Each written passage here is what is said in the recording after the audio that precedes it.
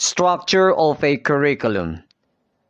Curriculum structure is an element of the core knowledge of every educational institution. Achieving the correct structure requires an investment in time, energy, and expertise. This investment is important to maximize the educational experience for each student and to produce students who are able to practice effectively, efficiently, and with compassion in the world that is experiencing ever more rapid changes in knowledge, technology, and cultural mores. Establishing the curriculum is the first stage in a sustained process of evaluation and development which is essential to ensure that it remains fit for purpose. Starting with the definition of curriculum. A curriculum has been defined as a planned learning experience where the students practice and achieve proficiency in content and applied learning skills. It is a comprehensive plan for an educational or training program or course offering and improving manpower to fulfill the rising needs of a dynamic society. For we all know, the aim of education and training is to enable students to learn. Teaching has to be considered as a series of activities that stimulate, that facilitate, and progressively guide the learning process, culminating in a graduate who has the skills to engage in lifelong, self-directed, and reflective learning. From this we can tell how useful the curriculum is. In other words, all teaching activities should serve to enhance the learning and development of the student. That is, they should be student-centered. Program organization. Under this, a number of relationships should be taken into consideration. Among others are articulation. It means correlation curriculum, including a variety of subjects with related experience and activities. The subject of the same grade should be parallel. There should be a correlation between one stage and another stage of education. Balance. Balance should be in terms of the subject matter and learner. And continuity. There should be continuity in organizing the content. There is a link in contents from class to class, grade to grade like vertical continuity. The continuity may be horizontal continuity between different units. Organization of curriculum is a complex and difficult process. Many problems are involved in this process.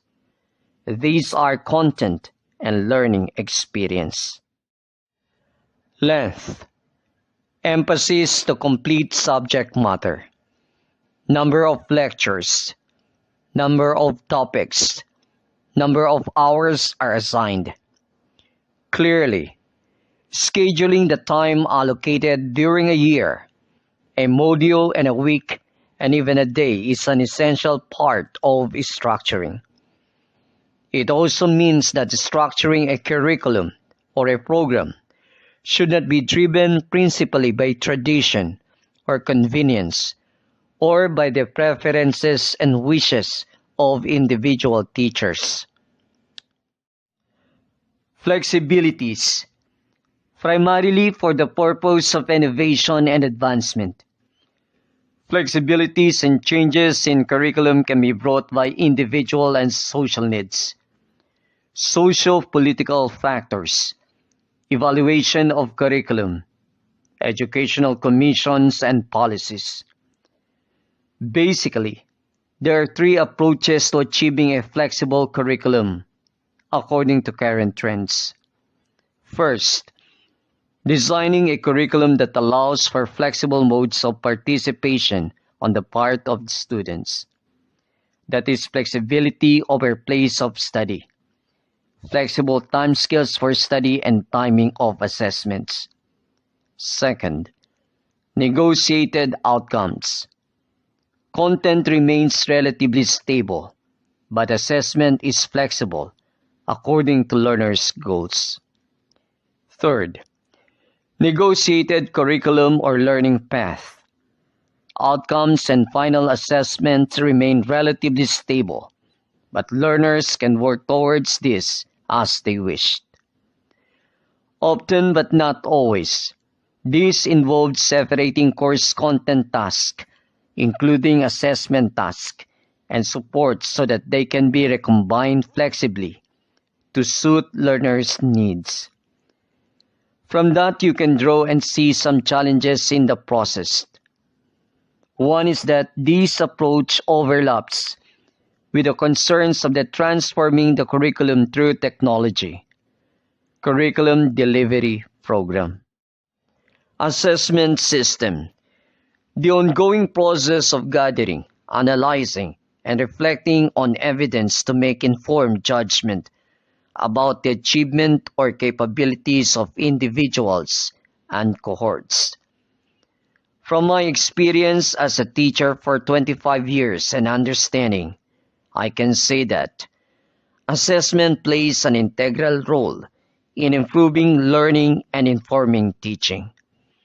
Its fundamental purpose is to establish where learners are in an aspect of their learning at the time of assessment.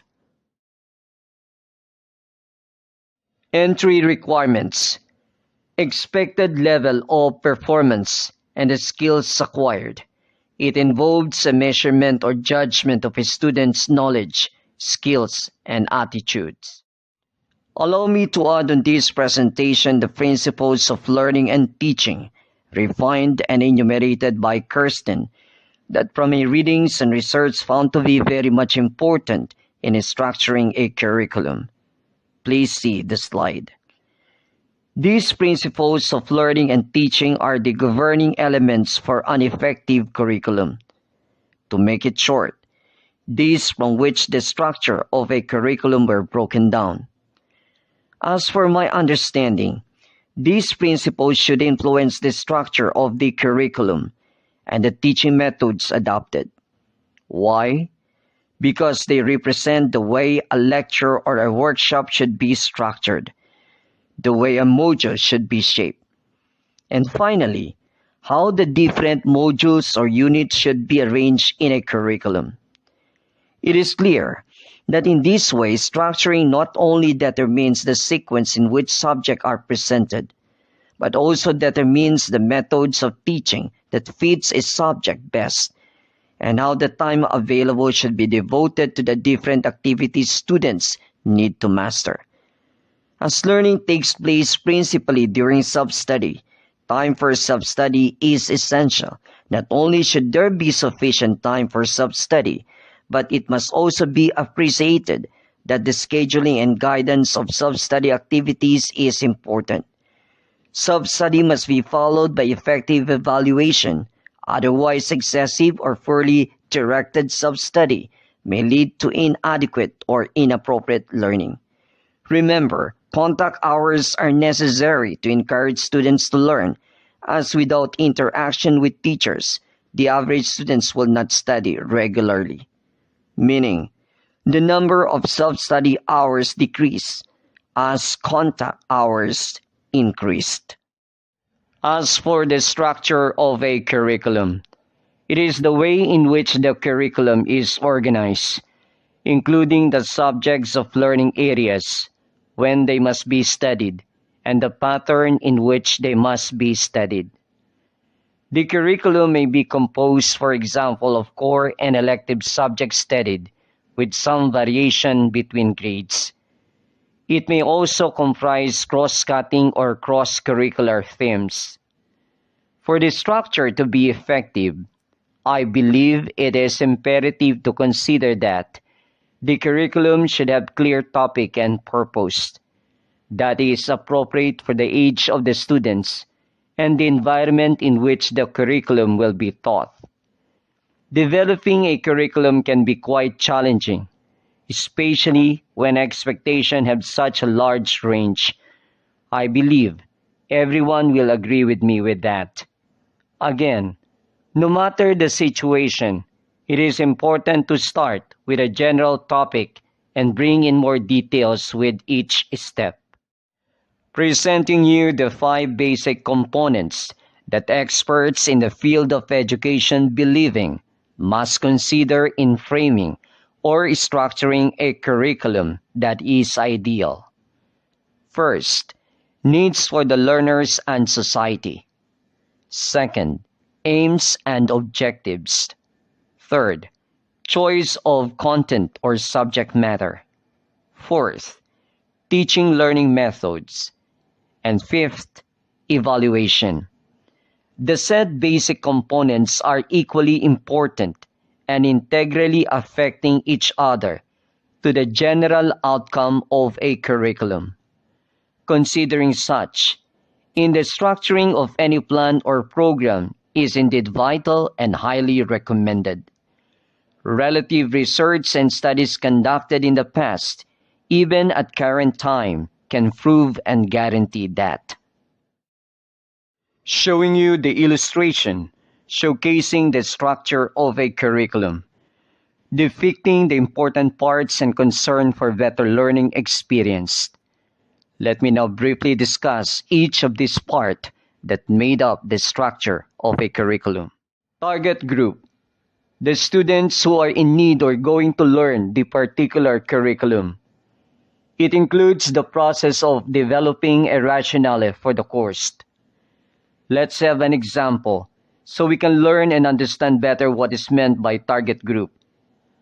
Consider a student wanted to become a teacher. That is the focus and the ultimate goal to achieve.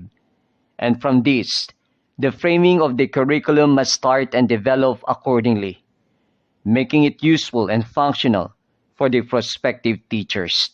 Expected learning outcome. It includes the process of describing entry behavior and expected exit behavior. It presents the totality of information, knowledge, understanding attitudes, values, skills, competencies, behaviors that learners should master upon the successful completion of the curriculum. Selection of content. For this part, we need to scrutinize the structure of a curriculum. To do so, a set of basic concepts to describe the issue and phenomena should be determined within the limits of a subject matter. Primarily, it covers selection, gradation, and processing the content for the course, a method in which the stored knowledge in that subject matter is organized and should be determined. Instructional strategies. These point the ways and approaches followed by the teachers to achieve the fundamental aims of instruction, covering the act and processes relating to planning the instructional materials. Instructional strategies influence learners' achievement and let the teachers diversify the instructional applications. According to Marzano, the effectiveness of instruction can be determined mainly by preventing the random or mysterious occurrence of this process. From my point of view, this reminding us that the instructional process should be structured, applied, and evaluated in a purposeful, planned, and systematic way. Instructional strategies include activities that help create a classroom environment for good quality learning to occur. These activities should consider instructional goals as well as the content of the curriculum. Evaluation. A procedure to certify the attainment of stipulated proficiency and to provide a feedback to the learner and the teacher. Generally all about evaluation procedure. The evaluation can be in different forms too, depending on what to be tested as well as the requiring or expected output for a particular discipline. By the way, what can evaluation address? Among others includes outcomes and effects, content, teaching, learning, cost-benefit, the unexpected, structure, relevance, process, professional induction, and qualities of the graduates. Let me react on this. The result of the evaluation, as well as the collected feedback, will tell the efficiency of the learning methods and will suggest necessary modification or the need for leveling up teaching experience by adopting a well-structured curriculum, preparing the learners to be ready to face the demands and the changes this complex environment we are in today offering us. Curriculum structure is like the skeleton of a body, strong and in balance, giving direction and support to activities and determining the outline of what it represents. It needs careful consideration and planning. The characteristic of the skeleton may be determined by the method of teaching, that is, problem-based learning. There are a number of prerequisites when restructuring a curriculum that are essential in order to achieve the desired result, and various concurrent actions that either benefit the development of new structure. That concludes my presentation. Thank you for your time and attention.